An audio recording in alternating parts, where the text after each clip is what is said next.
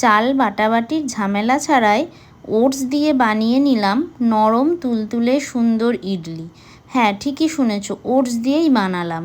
তো দেখো পুরো ভিডিওটা আমি কিভাবে ওটস দিয়ে ইডলি বানালাম। প্রথমে নিয়ে নিলাম 200 গ্রাম সুজি, কারণ এখানে আমি টোটাল 32টা ইডলি বানিয়েছিলাম, তাই নিয়ে নিয়েছিলাম 200 গ্রাম সুজি। এবার এই সুজির মধ্যে অ্যাড করে দিয়েছিলাম 100 গ্রাম মতো ওটস। ওটসের পরিমাণটা সুজির হাফ হবে, না হলে কিন্তু ইডলিগুলো ঠিক মতো তৈরি হবে না।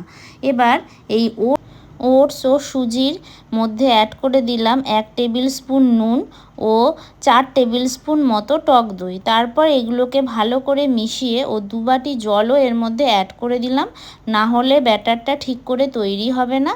এবার সব কিছুকে ভালো করে মিশিয়ে আমি এটাকে প্রায় 10 মিনিটের জন্য ঢেকে রেখে দেব। এরপর একটা বানিয়ে নেব চাটনি, যেটা আমরা ইডলির সাথে ভালো করে খেতে পারবো। ইডলির সাথে খাওয়ার জন্য আমি এখানে সাদা তিল ও কাঁচা বাদামটা একটু ফ্রাইং প্যানে ভেজে নিচ্ছি। তারপরে এর মধ্যে অ্যাড করে দিয়েছিলাম একটা টমেটো ও 4টে কাঁচা লঙ্কা। তারপর একটু নেড়ে চেড়ে এতে আরও অ্যাড করেছিলাম নুন ও হালকা মিষ্টি।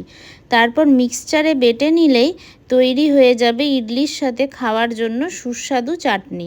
এটা অবশ্যই ঠান্ডা করে মিক্সচারে দিতে হবে। এবার ওই ব্যাটারটা, যেটা আমি 10 মিনিট ভিজিয়ে রেখেছিলাম, তাতে অ্যাড করে দিলাম হাফ টিস্পুন বেকিং সোডা, যাতে ইডলিগুলো ফোলে ও সুন্দর নরমভাবে তৈরি হয়।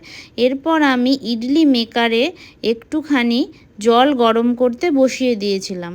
জলটা হালকা গরম হয়ে আসলেই আমি ইডলি মেকারে ইডলিগুলো দেওয়ার জন্য রেডি করে নেব। প্রথমেই একটু সর্ষের তেল ব্রাশ করে নেব ইডলির ছাঁচগুলোতে। এবার একে একে ব্যাটারগুলো সব ইডলির ছাঁচে আমি দিয়ে দেব।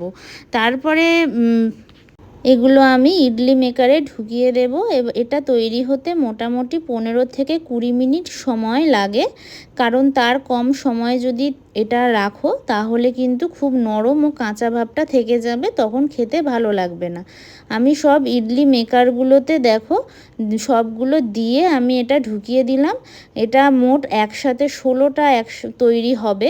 এবার এটাকে লো ফ্লেমে আমি 20 মিনিট রেখে দিয়েছিলাম। 20 মিনিট পরে সিটি পড়ে নিজেই ঢাকনাটা খুলে এসেছে ও তৈরি হয়ে গেছে আমাদের গরম গরম ইডলি। এবার আস্তে করে ওটা ন্যাকড়া দিয়ে উঠিয়ে আমি ইডলিগুলোকে বার করে নিলাম। ইডলিগুলো কিন্তু খেতে খুব সুস্বাদু ও নরম হয়েছিল, এবং এটা কিন্তু পাশাপাশি খুব হেলদিও। এটা তোমরা ব্রেকফাস্ট, ডিনার